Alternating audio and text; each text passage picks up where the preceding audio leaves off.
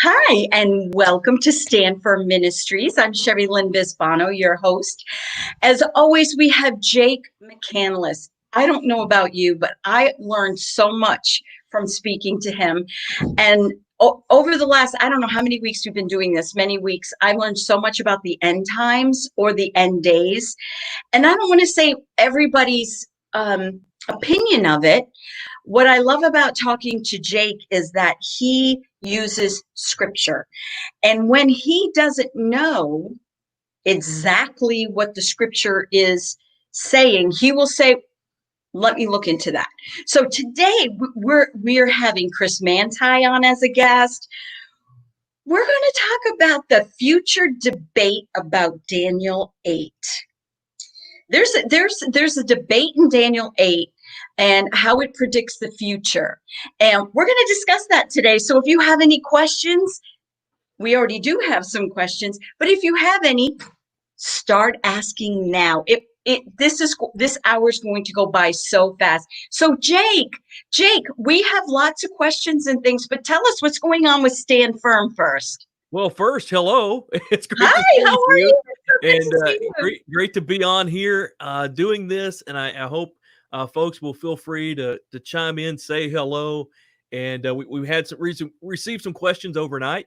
The last Yay! 2 weeks have been the most viewed that we've had, and it's cool to see the support out there as you guys have subscribed to YouTube. I encourage you to do so. It's a big help. Or like us on this Facebook page if you're watching on Facebook. And the shares, just since last night, we've had 1,200 views of the teaching. And hey, Rick, great to see you on. Rick, thank you for all Hi, your Rick. support. So it's been a very good. And really, we've talked about the same thing for the last 2 weeks. Last week, I aired a panel from a conference back in August. I Um, enjoyed this. yeah, which is far better than I could do, and then I tackled it myself last night. But yeah, lots of things going on at Stand Firm. It's it's kind of hard to keep up. So we've started 2 initiatives: the Stand Firm Shepherds, which we've shared some last few weeks. We should have a new website coming out with that soon. We've got Stand Firm Kids. The website is up, and content will be going on there. And really, I just can't tell you how excited I am about this. And this is Yes. what is behind Stand Firm Kids is, as parents, we want to do everything we can to teach our children the truth. But even in Christian Mhm. homes, I read a stat today and it blew me away preparing some content for that site um, that says there's really no statistic difference of of so when we're looking at over 2/3 of uh, children who grow up in Christian homes, grow up in the church, leave the faith. But there's Yes. very little difference in homes that are even those who are homeschooled versus Mhm. public schools, Christian school. Hey, Timothy is on and Matt is on. Great to see you. Timothy did a phenomenal job as a guest not too long ago. Feel Yes. free to check that out. So anyway, so 2/3 of children who grow up in the church Mhm. leave.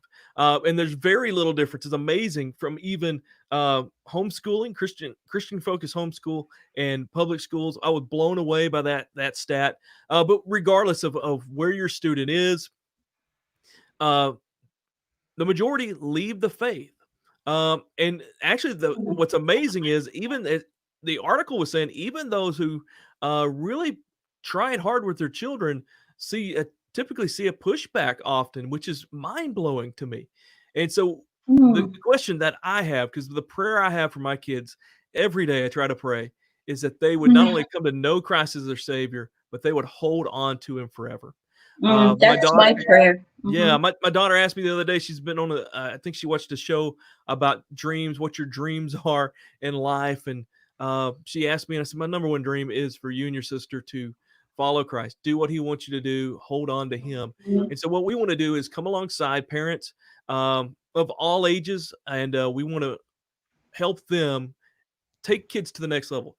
Do everything we can. Keep doing all you can right now. You don't want to back off what Mhm. you're doing, but let's also find the way to make the difference to help them hold on past graduation. And so that's behind Stand Mhm. Firm Kids. And with that, so can We need a drum roll. Can I give you a drum roll? You don't know this. You don't know what I'm about to do here. Oh, So drum roll, please. hear Super, it. super excited about it. I've got something in my hand that was supposed to be in my hands back in April. Many of you have been Oh, praying and praying and helping, and it has been a fight. It's been a battle. Uh, and it's not just over the past few months. It's been a battle for a couple years. But in my hand is our children's book, Jesus and His yay! White Horse. Oh, It is available. Some reason Amazon is currently out of stock. We're told that that will be resolved here soon. so that's good if they're out of stock. People Yeah, have been so buying it. yeah, so their initial order that they received sold out, and so they're waiting to get more. And I know many of you bought from Mm, ChristianBook.com CBD. They're running, I think, one of the best prices you can find. I know it's better than I can do, and so they're getting word that they're shipping out. They're from CBD. They're mhm. also available at Barnes and Noble, Target. I even saw one on, I think, Walmart maybe online. And so check it Oh, out. It's one wow. of the first children's book about the return of Christ. But it was so amazing. We got it in the mail just 2 days ago, and blown away to have it in hand. You know how that feels. I mean, I saw Yeah, you posted your book, which your yeah, book's not coming out till the fall. Shine Don't Whine. yeah. We've got from the same publisher, Crosslink Publishing. Uh, and it's amazing when you get it. But Mm, this has been such a battle to get going. Thank you for your prayers. Please check it out. mm, And talking with a church right now who is considering purchasing it for all their children and their children's mm. ministry as a gift, which is phenomenal. And so we're going to work Yes. with trying to find the best price we can do bulk wise. And so if that's something Hmm. you would like to do as a church or as a ministry, we would like to help you. I mean, it's not about selling the book for to make money. I mean, this to me is a very important message that needs to go out. And Mm. The no matter, evil one doesn't want our kids to have that message. I The don't think evil so. one doesn't want any of us to be prepared. The evil one wants us to be like Hebrews, I think it's 12:12 says, with weak knees and feeble arms, or feeble arms and weak knees. And that's why we do stand for ministry. And, that it saddens me, the statistics, Jake, of the kids, but I really firmly believe, I mean, there's many reasons. And even if you're a parent who does explain why we should be doing what we're doing, and you are a loving, godly, Christ-like parent, the kids are so lured by the world. Yeah. And we have to get the truth in them now, and even especially the truth of the end times, because they'll see what's going on, and they'll be like, oh my parents told me about this, I need to get back to Jesus, or Yes. I should I, never leave Jesus. yeah, I think it's one of the major factors. And amazing enough, Christian Post, the Christian Post yesterday published an op-ed with the question, with a children's minister asking the question, should we teach our kids about the end times? If you go through and read the comments and read the tweets, replies on that, it is mind-blowing how many were against it, how many said kids can't handle it. The kids who are watching Star Wars, which I mean, in superhero movies, all of these things which talk about good and evil and talk about these things, say they can't handle what's going to happen. And I just want to thank Annette Bell, who we're going to have on as a guest at some point. She has a ministry to encourage people and give instruction regarding the rapture, and she tagged the Christian Post link with the book, and so we've got some feedback from that. But it was amazing to see that feedback. But one of the things I shared, so also the study I just shared came from Answers in Genesis. They released a They're good book. ministry. Yeah, Yeah. they released a book, and it's probably 10, 12 years old now. That is an updated figure, but the book, I think something like They're Already Gone. I think it's the name of it. And so they went through talking about children, teenagers leaving the faith. And one of the things they drew back to was was not teaching creation, not, as the evolution debate. And I agree. I think that's a part of it, because that's, I mean, I'm seeing it with my kids. My kids are in public school. My wife is a public school teacher, but Hmm. they will be with Christian teachers, and the teacher will just continue to show a video or read from a textbook that will talk about millions of years ago, and all of these things. And it Hmm. or they read a part about how the moon came to be, that these asteroids crashed or something, tore a chunk out of the earth, and Wow. all these things. And so my daughter comes home, understanding that, and then we walk through creation. So I think that's a part of it. I think there's other parts of it as well. I think the biggest one is we just don't make Christianity big enough. But I think talking about the end of the age, the return of Christ, the rewards, all of that We plays need a to part in it. talk about that. You know what?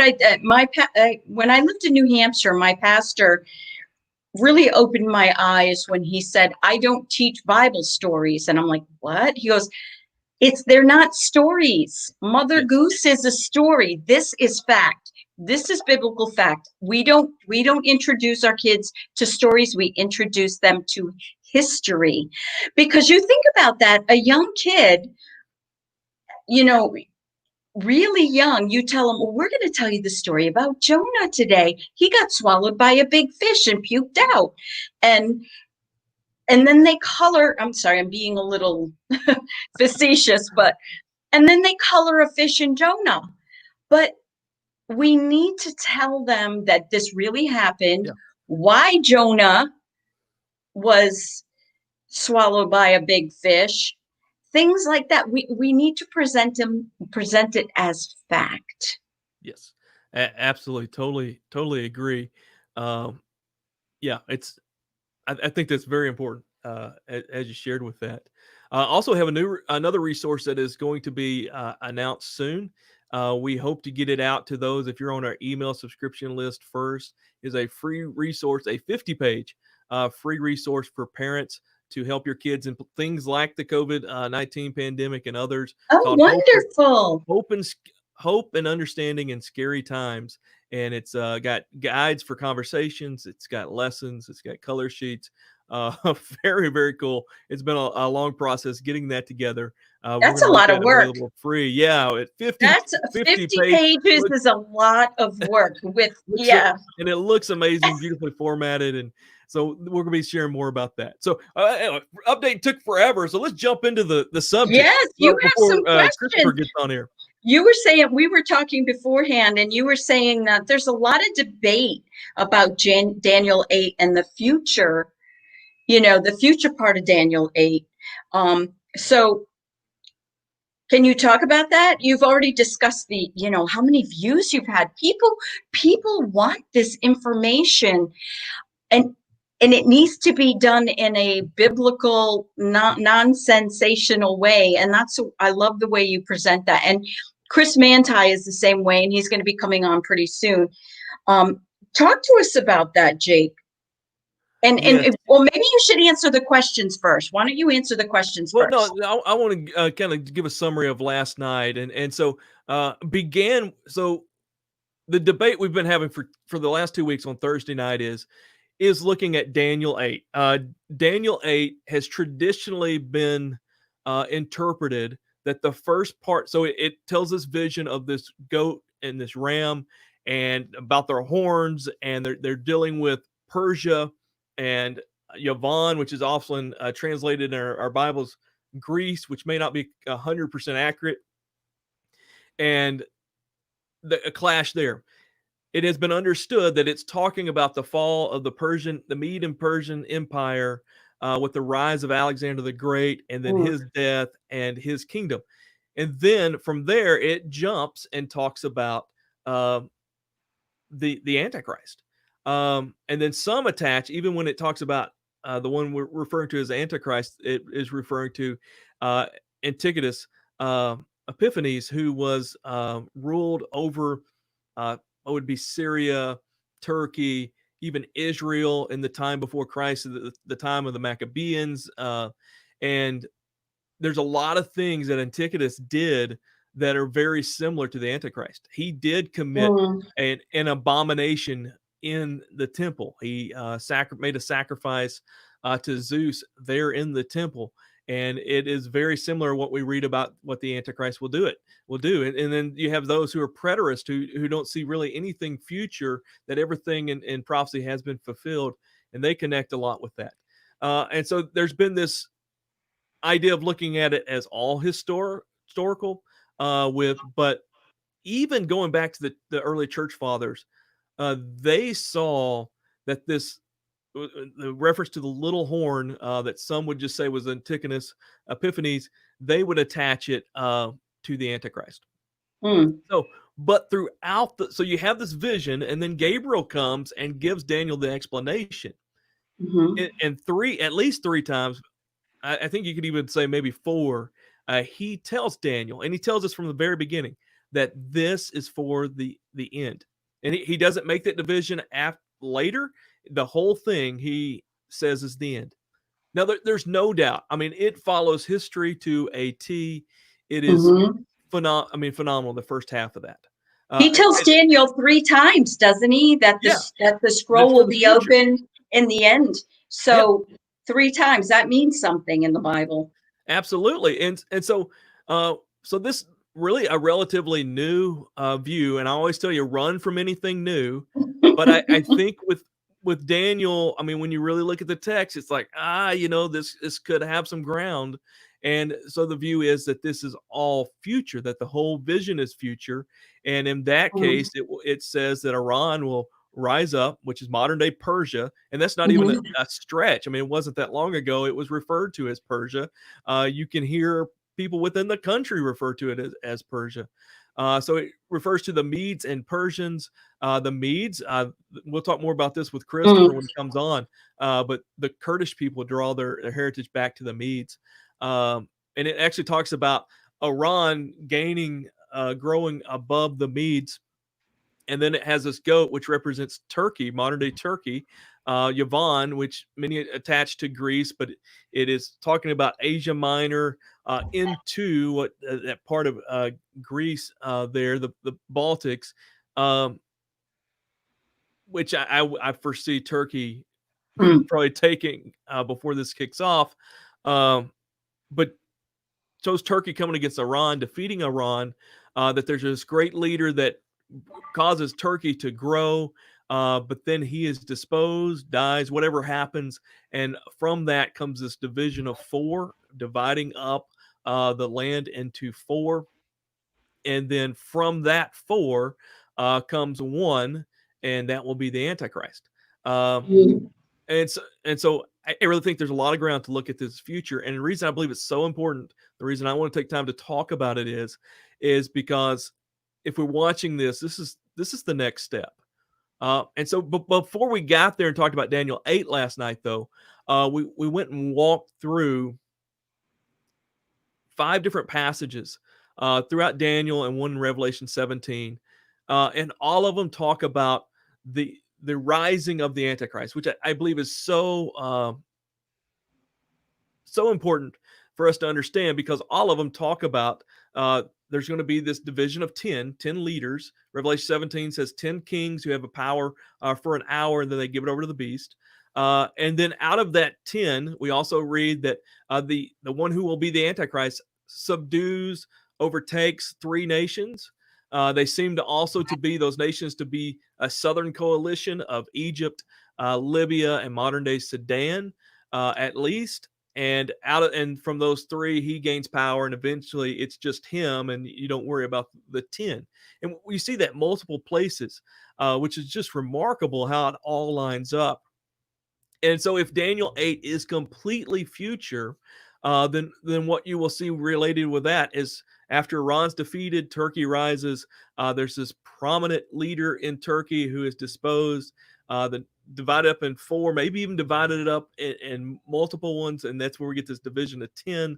Then you have the Antichrist rising up out of that. And so that was the summary of last night. And I want to get to some questions here. Who are the leaders involved now? Like, who's Yeah, the leader of and Turkey? that's one of the questions there. So Oh, I didn't So know that. Good. I don't feel so because I I know. So I he mean, was so leader that of Turkey. yeah. So and we've already established and to say Daniel 8 is future and that this happens fits already with already things that are established. So it's not even much of a stretch anyway to say this because we already know it's been very clear in our teaching a liar is coming when we talked about the origin of the Antichrist. He is coming from the Yes. former Assyrian Empire, Syria, Turkey, and I think other places make it clear it's the Turkey Mhm. region.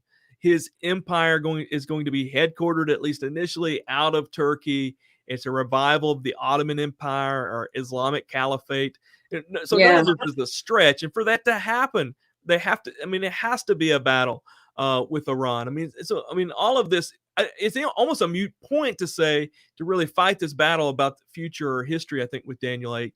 But at the same time, it really gives the next step. And our guest we'll have on, Christopher Manti, he told me, and this was off the air just one point, he said, when we see this happen in Daniel 8, the ball is going to be rolling and it's not going to be stopped. Because I think you can go back and you can look at a lot of things that's happened in history, especially Israel returning and those things.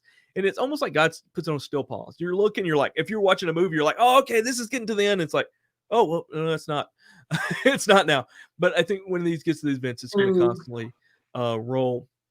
And so I want to work through some of the questions and I get to yours. So the question is this happening? So my question here is, though I think we should be asking, is this happening now? Well, so is Iran rising up, spreading out its power? We'll talk more about Christopher about this. We have some relationships. He has some relationships in the area, and they said this has been happening for a while. This has been happening going back to the Syrian civil war, really the fall of Iraq. I mean, all of this, Iran has been through proxies, but has been spreading its power throughout the Middle East. So it seems to be that's happening. And then the current leader of Turkey, Erdogan, is he's got a vision of restoring the Ottoman Empire. I see Jim making I got a question. I want to get to that. Jim made some great comments regarding and shared an article of his regarding this futuristic view. If you go back and see the video, you can catch that. But with that, Jim shared with me, and I asked him some clarifying questions about this morning. That Erdogan has a list of goals dating back to 2010, 2011, and one of those is that within 100 years, the 100-year mark of Turkey. So Turkey had this Ottoman Empire. They're defeated in World War One. They basically dissolve it and just become a nation, and then the Western powers divide up the rest of the empire. So that's 1923, and so 2023 will be the 100-year mark. And the goal is for Turkey to have the Ottoman Empire back at that time. And so, and it's, I mean, we see this happening right now with Turkey. Turkey is already in Libya. They're in Syria. They're bombing the Kurdish people in Syria. In Iraq, I mean, making noise everywhere. And I read an article where we can expect them to spread out in Europe, in Greece, which is, and then if you just read the language coming out of Erdogan, Mm. and I want to jump to Jim's question. It says, Jake, do you think there's a correlation with Erdogan and the Gog of Ezekiel 38 and 39? Thank you, Jim, for the question. So Gog, I believe, is clearly the Antichrist. And I don't know where you fall on this, Jim, but I really believe Ezekiel 38, 39 talks about Armageddon. I think that's anytime we see a big battle in Scripture, the first place we go is Armageddon, Mm. unless it tells us otherwise. And I know there's many who look at this battle and say it's something that happens beforehand, but I don't see that happening. It seems to be that the nation's lining up with that. So Gog is the Antichrist. So two thoughts here. If Daniel 8 is futuristic, which that's where I'm landing, is that it was fulfilled historically, but it also will be fulfilled futuristically. Mm. I'm that's where I'm leaning towards that. Where does Erdogan fit in? So we can read that for time's sake because we're going to get Christopher on here in a few minutes. But you can read through Daniel 8. So this when Iran is defeated, the ram is defeated. It talks about this goat having this prominent horn, this long prominent horn, and while it's got that long prominent horn, it spreads out its power throughout the land, and it gives the directions, even going to Israel. But at some point, that long horn is broken off, and it's divided into four. There also could be a connection because it's the same language in Daniel 7, talking about the kind of the four winds of earth, or the four directions of the world, which the division of four could just be talking about, in a sense, it's being spread out around the world. But anyway, so possibly divided into four, and then out of that four comes the little horn. And we know from elsewhere in Scripture, somewhere in there's a division of 10. So where would Erdogan fit into that? Well, I don't believe he could be the Antichrist, because there's more things down the road. But I think Erdogan would fit in Daniel 8 as the prominent horn, and very well could be. I mean, it fits the tab. Doesn't have to be, but it fits the tab. And so very well we're seeing Iran spreading out. I think one of the questions I have is, okay, well, if Iran is the if this is true in Daniel 8 and Iran is spreading out, how visible is this? Now, those in the Middle East say it's very visible. But I think we're looking for this big sign in the sky, which at the end of the 7 years, we're going to get that, related to the Great Tribulation. But I think you need to think in terms of, how does this fit in history books? How would history books cover this? And so I do think we're seeing, Iran spread out. So if Turkey rises up right now, Erdogan very well could be that prominent horn. If Daniel 8 is all futuristic, he will lead the charge, and then he will so at some point disappear, and that the nation will divide it up into 10 leaders, and then the Antichrist will come from that 10. But if it's not all future, then he very well could be the Antichrist, and there would be therefore Gog. And I see, Jim, you've mentioned that you see Ezekiel 38:39 as a previous war, and so therefore you would see Gog as not the Antichrist per se. And I think, which you have some content, I don't know if we'll get to that this time, of a resurrection of Gog, which I found was interesting. But so if that's the case, I mean, if it was this case, that would not be necessarily the Antichrist per se. But with that, with Erdogan, I think we're seeing it. But the one thing that I also pushes me to say this isn't the Antichrist and look at the events is the Antichrist really believe is going to come as a Messiah figure. And I think he's going to be perceived in the Islamic world as the Mahdi, as their Messiah. And it really seems like there's going to be more than one. And so we have this. Iran talks about that they have this 12th Imam, so they have this figure that they see as their Messiah. I think it very well in Iran's expansion, they could have one they perceive to be the Messiah. You can have one rise out of Turkey as well. I think there's going to be multiple ones. I don't see Erdogan necessarily being considered in the Muslim world as that Mahdi. So again, that would point me to say he's more that prominent horn. And Jim, yeah, I read what you mentioned about Isaiah 14. I'm going to dig more into that. That's very interesting. And I want to go back to Floyd's question before we bring Christopher on. I see him in the green room. Christopher, we've got all the brown M&Ms for you and Coke Zeros. So have at it. And Jim, I want to thank you for saying thanks for the book. And and Tim mentioned Torchlighters, which have which I believe comes from Voice of the Martyrs as well, but they have a great resources about heroes of the faith. But Floyd, your question is, what is your take on ISIS and their attempt to institute the caliphate, which the U.S. has kind of shut down in Iraq, which definitely has seemed to shut down. And if we've shown some maps previously, and one of the maps was ISIS's dream. ISIS's dream was to recreate the caliphate that was the Ottoman Empire, but this was not led out of Turkey, was not led out of the Ottoman Empire. But they had the same aspirations. And it really all goes back to 2011, the Arab Spring, which is going to go down in history as one of the most remarkable things that happens, and it just really went under the radar. Not necessarily. I mean, we saw it, and so what the Arab Spring was.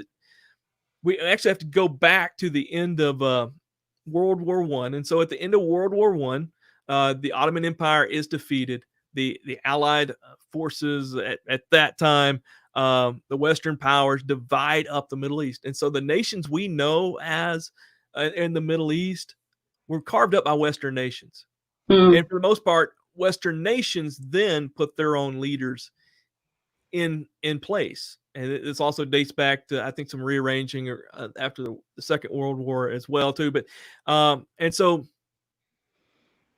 I mean, think of that. So the Middle East was once basically all one caliphate. Then you had Western powers divided up, put leaders in place. And so you had this uprising in 2011 coming from the populace, coming also from many of the young people who wanted to see change, who basically wanted to see independence within their nation. Began as one thing, but also through that was the aspirations. It was almost like the Islamic world was awakened to say, hey, we don't have to be in this situation. And I think, and through that is where we saw this caliphate vision come to play, and ISIS had that view. And so no, ISIS is not the caliphate that's going to happen, but it's definitely a forerunner of what we're going to see. They don't have the strength. I mean, Turkey is one of the, I think they're in the top 10 armies in the world. I knew that at one point where they ranked. You're going to have, I mean, ISIS was a small player compared to what Turkey's going to be, but what ISIS did is what you're going to see Turkey do. The aspirations ISIS had is the same that Turkey will have. And I think also you'll see this in Iran possibly, is that aspirations that ISIS had, Iran has. And I mean, and so you have that what began as one movement within the Middle East blossom into this basically seeing the vision again of the Islamic world. And so I think all of it traced back to 2011. But when we just ought to automatically think, when we think of how that, so you have America, France, and Britain. I don't know who all was at the table. This Sykes-Picot agreement where they divided up the nations. I mean, you imagine that doesn't sit too well in the Arabic world to have Western nations carve up where you're going to be. And so that animosity comes. And so in that, it goes back to Benghazi, goes back to, and so we also, the previous administration also was really supporting a lot of this as well, which we could see that change in the election. Floyd, thank you for that question. I'm not sure, I probably butchered it, but that dream that ISIS had, I mean, Islamic State meant Islamic Caliphate. And if you remember at the time, Obama never said ISIS. He said ISIL. He was one of the few that would say that. Yes. And the L there was the Levant. The Levant, which includes modern-day Iraq, Mesopotamia, but circles back to include Israel. And so basically every time he said ISIL, he was sharing that the vision of ISIS was not just an Islamic State, but it was also to include Israel. And with that, Christopher, come on in. Hi, Christopher. All right. In the corner I was office just today. looking. I have a question for Christopher after we introduce him. Christopher, I've been listening to your book, Flee to the Mountains, and I love it. It's a great, great book. But I don't know that much about, I'm learning more, but I just looked up who's part of the United Nations. And Iran is not, but Turkey, Iraq, and Israel are. So do you think anything would come of the United Nations, like the Antichrist could come out of there? Be one of the United Nations? Oh, Iran is definitely in the United Nations. Yeah, but do you think the Antichrist could come out of there or be part of, I mean, in the end times, the United Nations, the 10 leaders and then. Right.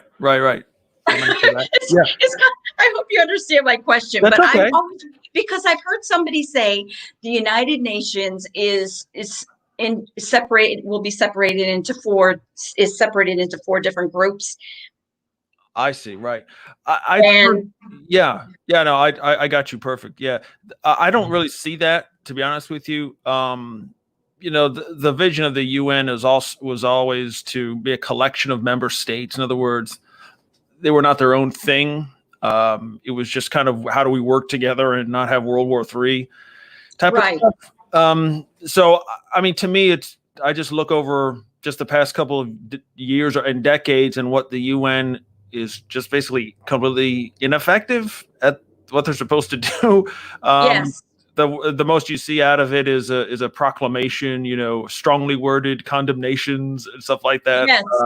And most of it, of course, is against Israel, which is pretty funny. But they really have no teeth. There's nothing to really do. It's kind of like a club that issues proclamations and stuff. So I mean, So you I don't see it being part of any of the end time stuff.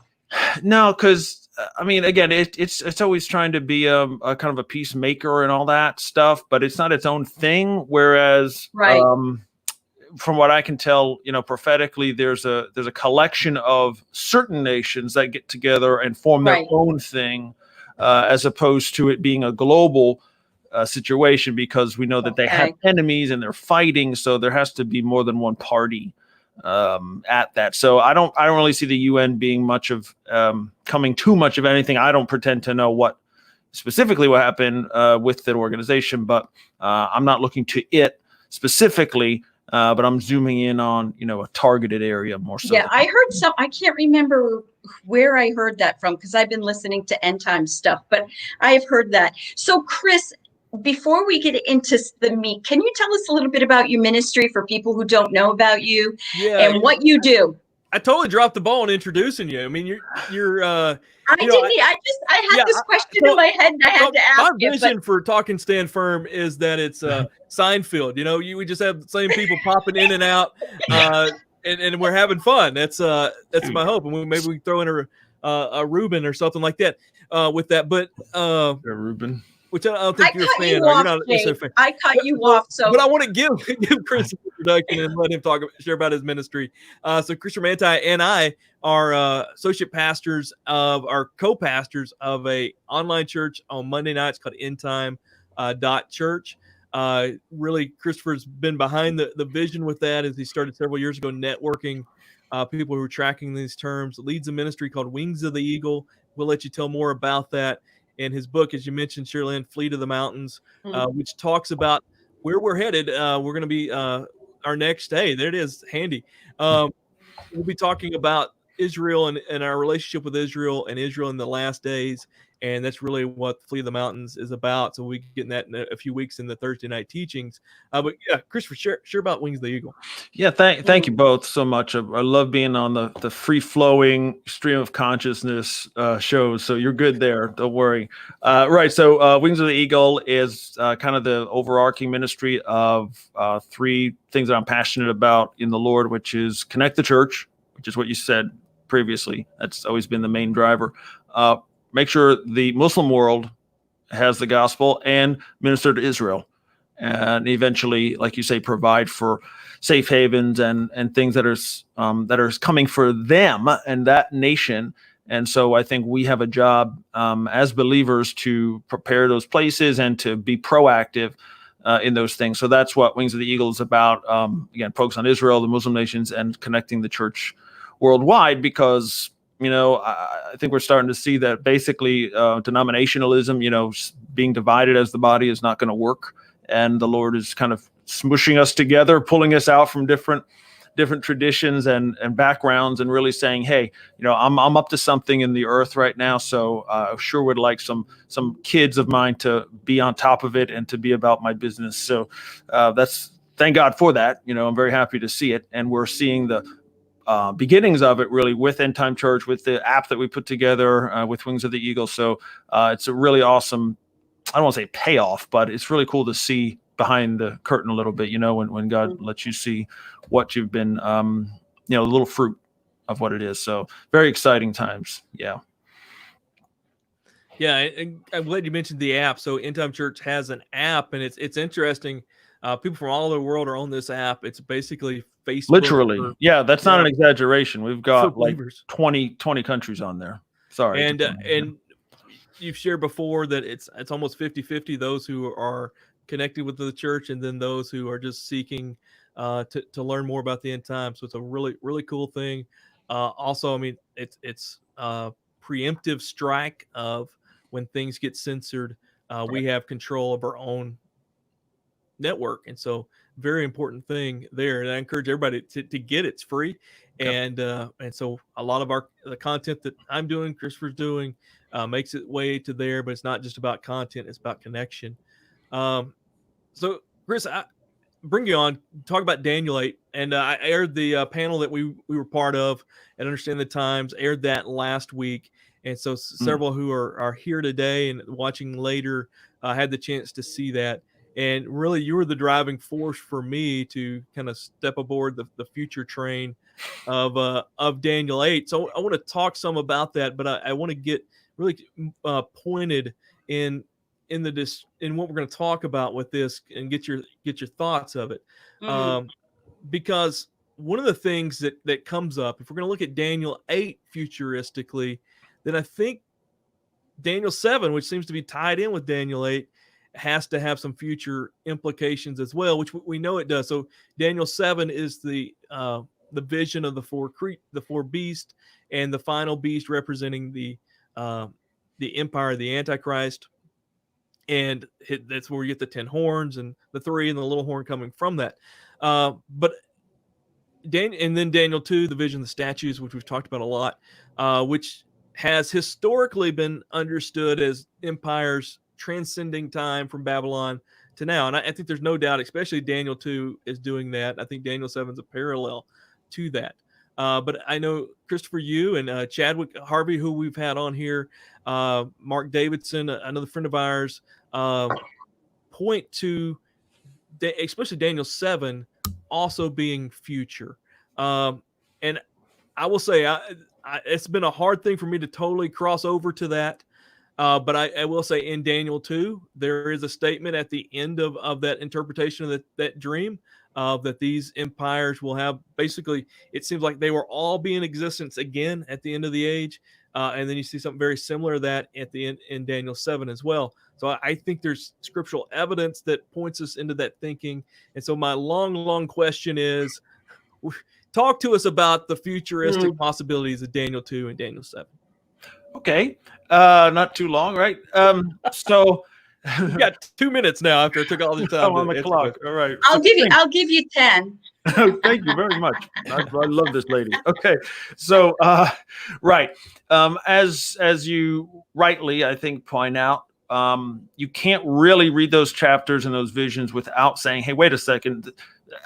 This is somewhat end time related, at least, because in the statue we have this rock cut without hands. The stone comes and breaks the feet of the statue, but all the metals are there, so they're all broken at the same time. So there's something to that. And then in Daniel 7, this other vision of these beasts that come out of this great sea. Again, we're just told some really bizarre details. They're bizarre if you don't see the full picture, I guess. But it was to me for the longest time, which was, why do I need these things like, why is it coming from the Great Sea? Why do they come up one after the other? Why are they all different? Like, why do I care about all that? So we see that there's a progression in how it occurs. And then it ends up with, like you say, this beastly kingdom that you can't even describe because it looks so bizarre or scary or terrifying, like Daniel says. And then you have these 10 leaders, and then you have this little one that takes over. But then again, at the end of the story, the Lord is on the scene and kills them, the beasts, right? They're dead. And so now he's taken over. So you have the same general outline with the statue vision and the 4 beasts. And you can't really dispute too much the statue one being at least partially historical, because Daniel says, you are this head of gold, O Nebuchadnezzar, right? Right. So, yeah, so that's where a lot of folks just kind of end the thinking on it. It's like, well, that's it. It's history. It's historical. That was Babylon in the ancient times. And then after that, the Persian Empire came in and took over, which they, of course, did, not only in history, but in the book of Daniel, you see that happening, right? The writing on the wall, and then the Persians come in that night and take over. So we know that's a fact. And then after that, of course, we get another kingdom of Alexander the Great, who takes over for Persia and has an even greater kingdom.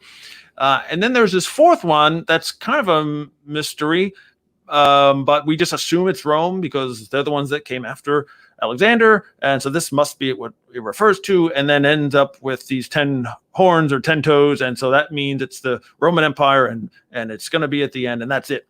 Okay, maybe. But however, at Daniel 7's vision, so we can say the Daniel 2 statue that you've taught on, by the way, very, very well, is if it's a timeline of history to the present and through to the return of Jesus, then it's kind of like a big ruler, right? I mean, we're on there somewhere. We're on the line somewhere. We're very close to the end, because those historical kingdoms. The logical term is we're in the toe jam. Toe jam. I was going to avoid that, but thanks for bringing it up. Term. Yeah, we're in there somewhere, right? Close to the end. Especially if it's all historical. It's 99% gone already, right? We're just at the very, very end. But what 7 does is take, I think, the same kingdoms that Daniel has always been seeing, and everything in Daniel is basically repetition, I think, is the easiest way to look at it, of places, of kingdoms. But now this time, when he sees these things in order, instead of gold and silver and bronze and iron, you have a lion, a bear, a leopard, and a great big scary monster. Say, okay, well, they must be the same. Well, yes and no. I would say yes, in the fact that, for example, the kingdoms are in the same order, but now we have a lion with wings, and yes, that's still Babylon, but it's not the Babylon of Nebuchadnezzar. Nebuchadnezzar was not the king anymore, for example, when he saw this vision. So that's a problem. Can't be him. So he's not the head. He's the head of gold, but he's not the lion with wings. I'm sorry. Were you saying something, Jake? No. Oh, that must have been the spirit. All right. Sorry. Yeah. So, or my kids. I don't know. One of those. So, traffic jam back there. Who knows? So we've got toe jam, traffic jam. So we've got these now a new order, but with the same kingdoms. But now it seems to be that they're not historical, or they're certainly not Nebuchadnezzar's time. They're maybe at the end. And then these little details that I was mentioning a second ago really, I think, become important, which is the 4 winds. It says stirred up the great sea in Daniel 7. Both of those things are in Revelation in terms of the final period here, right? This is end times things. When it says the great sea, we should know that that's a Mediterranean Sea reference way back in the Old Testament in Genesis. So that's where it's coming from. So it's emerging. These things are emerging from that area. So again, we're zoomed in to a geography, right? I can just see, like, I picture things like a movie all the time. So I'm seeing the whole planet Earth. Yes. And Daniel sees this vision, and then we're kind of zooming into a very specific location, not the whole Earth, but this section that's coming that has a coastline on the Mediterranean, but then they're emerging and coming out to these nations. So we have the same things, but yet it says the 4 winds are blowing, and where Revelation says the 4 winds are not blowing until we seal the servants of God, and then they're released. So there's certainly an end times application, at least, to that. And so I see the great sea. I see the 4 winds, just like in Revelation, the beast comes out of the sea, and here we go. And so the short answer, not too short now, but the best way I can explain it is same kingdoms as in Daniel 2 and in the rest of the book, but here it's zoomed in on the end. And so it's not just that one came after the other. Why am I repeating myself, right? It's not like, oh, well, here was Nebuchadnezzar, now he's a lion, and here's ancient Persia, now they're a bear, and here's ancient Greece, or ancient, Alexander's kingdom is now the leopard. It doesn't make sense to me. Why do we need to do that again? We did that. We saw that already. This is different. It's got to be different.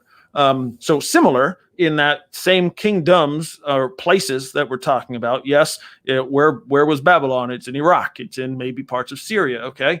Where was Persia? That's what we call Iran today. Okay. Now, what's this other one that they called Yavan in chapter 8 specifically calls it Yavan? Well, what's that? I mean, that's Turkey, basically, right? That's not Greece that we're thinking of, the little miniature country today. This is a much larger area and a very powerful one, like you were saying before I came on, about Turkey being the 10th or maybe even higher now, most powerful army in the world. That's not insignificant when we're talking about biblical things. So now all of a sudden we have a geography and a place in the Mediterranean and Iraq and Iran and Turkey, and they're all kind of now combining eventually into this fourth one with now these 10 rulers can come up. And then, okay, now we're in business. Now we can understand. The prophecy nerd can, get on track. Say, okay, I get it now. We're here. But point is, I think Daniel 7 must at least be considered to be future because it gives you such a common sense path to get there. It's not just boop, here's the end, boop, here's the 10 kings. It's like, how do we get there? And here's the 4 steps, one after the other. First the lion, then the bear, then the leopard, then this creature, then the 10 horns, then the little horn, then Jesus. I think it's all laid out there for a reason. Thank you, Chris. This is one of the best explanations I've heard on that. And I want to share the 2 passages that give me clues into this. If at the end of Daniel 2, as the vision's being explained, verse 44, it says, in the time of those kings, the God of heaven will set up a kingdom that will never be destroyed, nor will it be left to another. And so it refers to this rock hitting the statue and the kingdom being established at the time of all of these kings, which is interesting to see that statement. And then at the end of Daniel 7, verse 12, we read, the other beast had been stripped of their authority, but were allowed to live for a period of time. And so you both have these clues there. It's like, these are historic, but they're also here at the end. So, Chris, with that, what are the 4 creatures under that future view? In my opinion, caveat, right? In what I believe is correct, basically you're just seeing, I'm reverse engineering the end, right? So we can see that there's a giant beast at the end, and the Antichrist controls that and all that.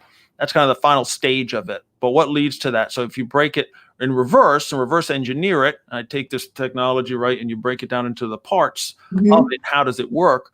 That's how I'm pretty confident we can see that it's talking about the parts that make it up. When the beast comes from the sea and it has a lion part and a bear part and a leopard part, that's telling you, hey, go back to Daniel 7 and check this out, because this is what's going to form it at the end.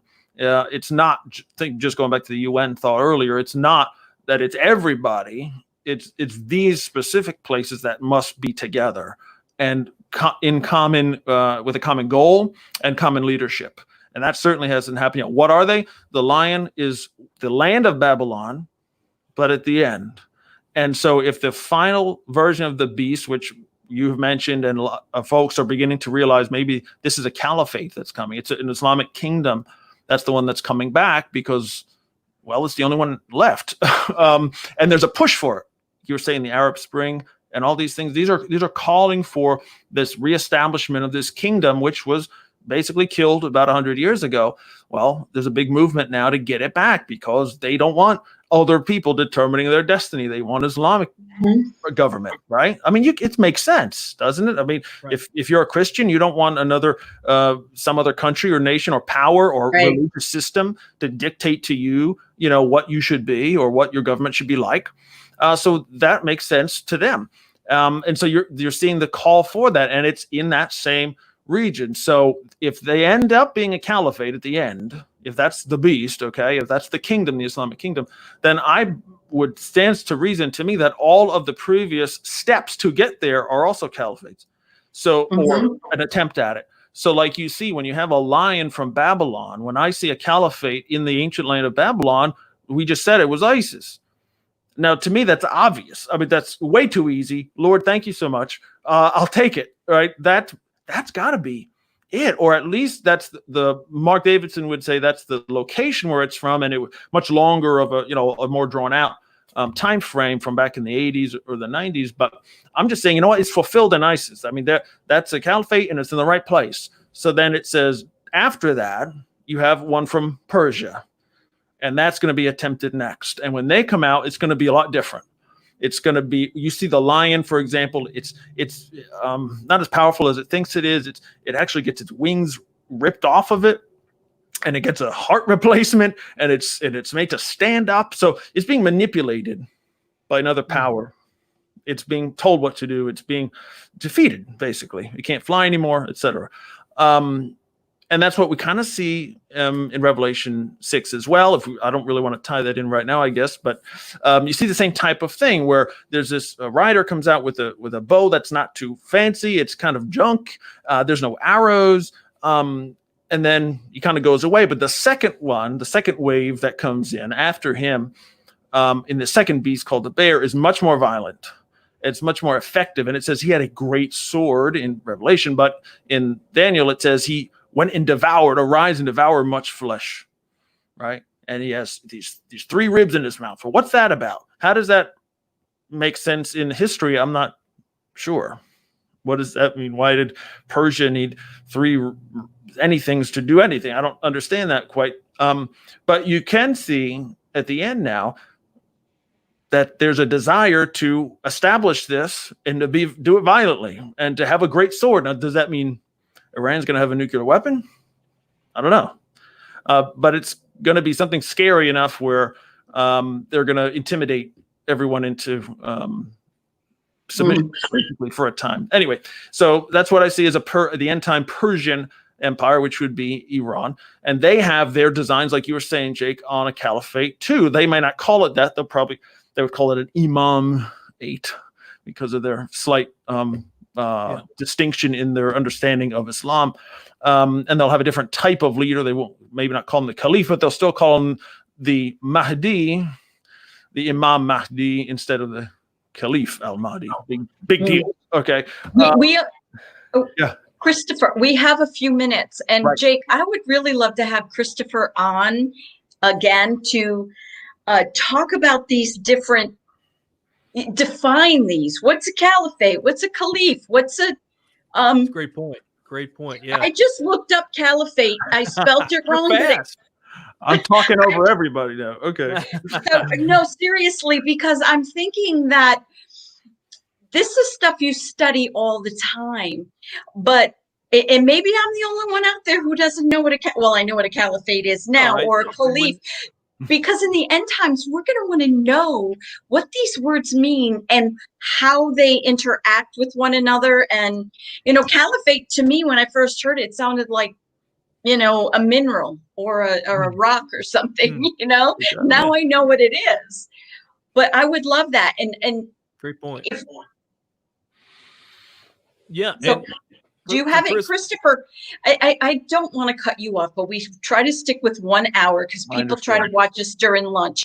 Yes. What is the main point that you want us to know for today about Daniel 8? Right. Daniel 7 and 8 basically are companion pieces. He's zooming in Daniel 8 on this conflict that I'm just referring to now, which is when this Persian or Iranian empire comes out and wreaks havoc there. They're going to be victorious for a time. And now we can't even imagine that. How could that be? They have the United States is there, or Israel will stop them or something. Well, if this is futuristic, if it applies to the future, Iran will succeed. And then it won't be the United States to stop them or Israel, but Turkey will be the one to conquer them. And so again, this is a real, a new concept to a lot of folks, especially as Westerners. How is that possible? We're seeing a power grab right now by Turkey. They're going into Iraq. They're going to Syria. They're in Cyprus. They're in Libya. They're threatening Greece. So it's very easy for me to see that they would take responsibility so to speak, if there were some type of invasion by the modern day Persians. And so that's what I really want folks to read those chapters in light of, in that we're given to know beforehand for a purpose. And so God can use that if we're willing to understand and apply it. Yeah. And so, Christopher, how can people get a hold of you? Tell us, about your websites and how people can get a hold of you. Yeah, sure. Wingsoftheeagle.com is the main site. Of course, you can go there and you'll be directed to all these different resources that we have. You can reach me if you'd like an email, Christopher@wingsoftheeagle.com, or on Twitter, Manti4, MANTEI, and then the number 4. I usually can get with you that way, or just the app. Get the End Time Church app. Message me there. There's a messenger right on it. I put priority on that because it's cool. And like Jake said, eventually we're going to be told to shut down anyways. And then you can link right to, again, there's the book that Jake talked about earlier. Yes. You can get that direct from the website I gave you, and get it Amazon to print it up and send it out to you right away. You get a Kindle version or a PDF instant download. Audible. I'm listening to you. Right.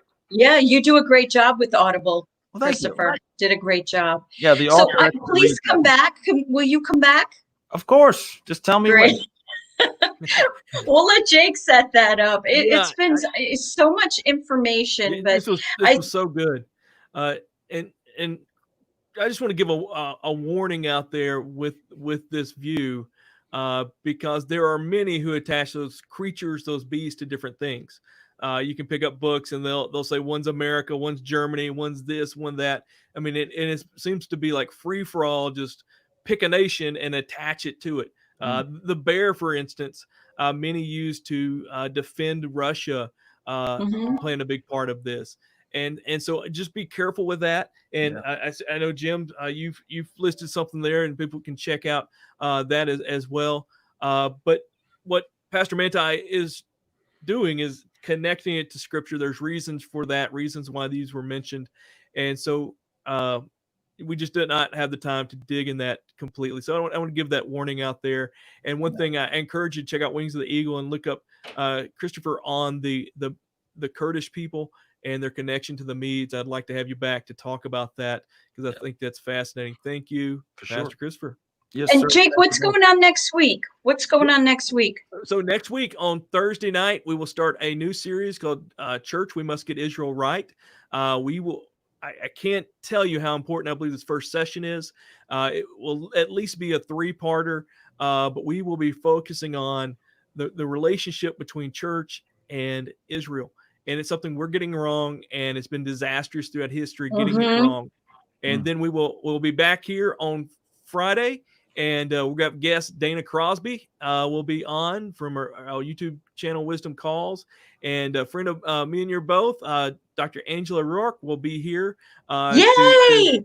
And her and Dana will share a little bit about the women's devotional, a spiritual warrior woman. And Dana will be diving in and help us talk about the rise of anti-Semitism and how that connects with the relationship with the church. So tomorrow, and Christopher, I want to thank you again. I want to thank you, Jake. But tomorrow, I am hosting for a friend of mine on a show called Wordview. And what this show does is it takes what's going on in the news today and applies biblical principles. Well, I'm hosting for him because he's doing something tomorrow. He's a pastor. So my guest tomorrow is going to be Jake. Jake will be coming on, answer your questions. You can watch the show live on Facebook on my Cherrilynn Bisbano author Facebook page, 9:30 a.m. Eastern Standard Time. Jake and I will be continuing this conversation and answering some of your questions. If you want to listen live online, it's lifechangingradio.com, lifechangingradio.com, and it's WARV, Whiskey Alpha Romeo Victor. Impressive. WARV, yes. So join us tomorrow morning and join us, please, because continue the conversation. Stand firm is what God wants us to do, and that's what Christopher and Jake and I and the End Times Church The End Times Church does not just talk about end times. They want to help you to stand firm in the end times. So we want to thank you. Join us tomorrow. Join Jake next Thursday night, and join us again here next Friday for Stand Firm, talking Stand Firm. Thanks, Christopher. Thanks, Jake. Bless you. Thank you.